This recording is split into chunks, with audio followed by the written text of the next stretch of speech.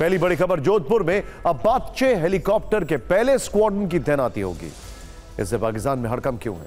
दूसरी खबर, सीए पर पाकिस्तान और अमेरिका के भारत विरोधी सुर्खियों हैं। अल्पसंख्यकों पर भारत ने कैसे आईना दिखाया? तीसरी खबर, तेलंगाना के पूर्व सीएम के चंद्रशेखर राव की बेटी के कविता की गिरफ्तार हो गई है।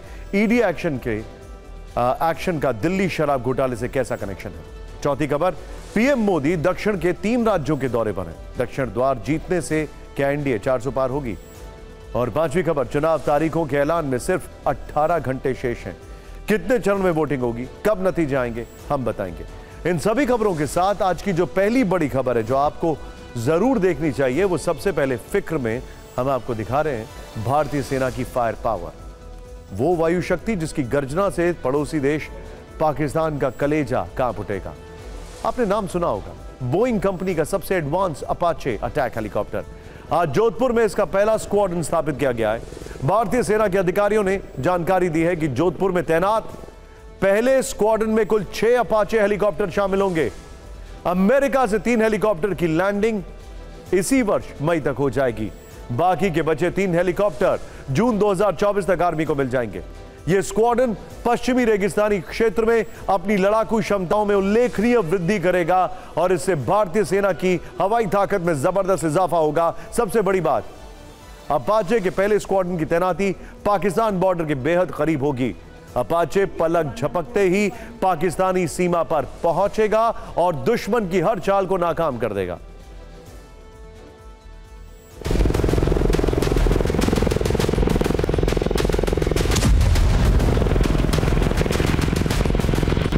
हवा में उड़ता टैंक, ठीक सुना आपने, यही तो खूबी है बोइंग के अपाचे अटैक हेलीकॉप्टर की, जो सबसे एडवांस्ड, सबसे घातक है। इसकी सबसे बड़ी खासियत यह है कि इसमें लगी हेलफायर मिसाइलें दुश्मन टैंकों के लिए काल साबित होती हैं। 4 अपाचे हेलीकॉप्टर अगर एक साथ मिलकर हेलफायर मिसाइलें लॉन्च करें तो दुश्मन के 70 टैंकों के पूरे बेड़े को पलक झपकते ही नष्ट कर सकते हैं। हेलफायर मिसाइलों के अलावा इसमें लगी स्टिंगर मिसाइल और 70 mm के 76 हाइड्रा रॉकेट भारी सैन्य गाड़ी को तबाह कर सकते हैं। अपाचे 1200 राउंड की एक 30 mm चेन गन से भी लैस है। इसके अलावा अपाचे दुश्मन की सेना पर 360 डिग्री कवरेज के साथ प्रहार करता है। 16 किलोमीटर से अधिक की दूरी से एक बार में 250 से अधिक लक्ष्यों का पता लगा सकता है और कुछ ही सेकंड में कई टारगेट को एक साथ बर्बाद कर सकता है। अपाचे की शक्ति सिर्फ इतनी भर नहीं है, इसमें नाइट विजन सिस्टम के लिए नोज माउंटेड सेंसर सूट लगा है, यानी कि ये किसी भी मौसम में, दिन और रात, हर तरह के मौसम में ऑपरेशंस कर सकता है और दुश्मन के रडार को चकमा दे सकता है।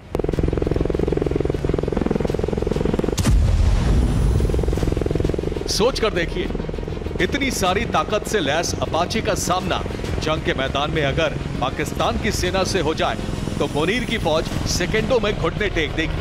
पाकिस्तान की हार निश्चित होगी क्योंकि अपाचे तब गेम चेंजर साबित होगा। अंबाला और हासिमारा में राफेल का डिप्लॉयमेंट हुआ है और जोधपुर में अपाचे का। एक बहुत ही स्ट्रैटेजिक डिप्लॉयमेंट है 2 फ्रंट वॉर से निपटने के लिए।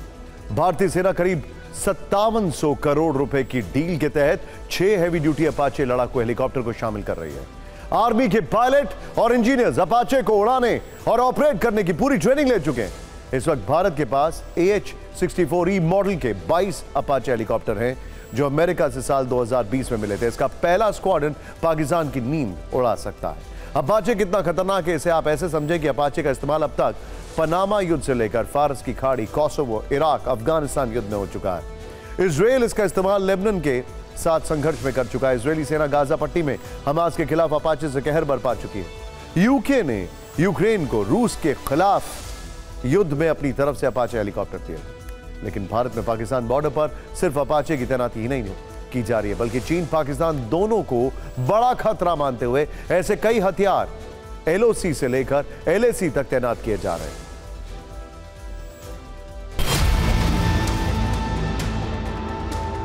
LAC पर चीन और LOC पर पाकिस्तान, भारत के दो दुश्मनों में हर पल टू फ्रंट वॉर का खतरा बना रहता है। हिंदुस्तान की सरकार और सेना ये खतरा जानती है, इसीलिए दोनों ही सीमाओं पर जोरदार पलटवार की तैयारी की गई है।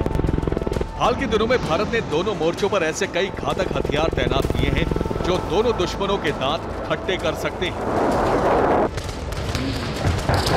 ये प्रचंड की ताकत है। भारत का पहला स्वदेशी हल्का लड़ाकू हेलीकॉप्टर। ऐसे 15 प्रचंड हेलीकॉप्टर इंडियन आर्मी के पास है और 10 भारतीय वायुसेना के पास 20 mm की बुर्ज गन, 70 mm के रॉकेट और हवा से हवा में मार करने वाली मिसाइलों से लैस,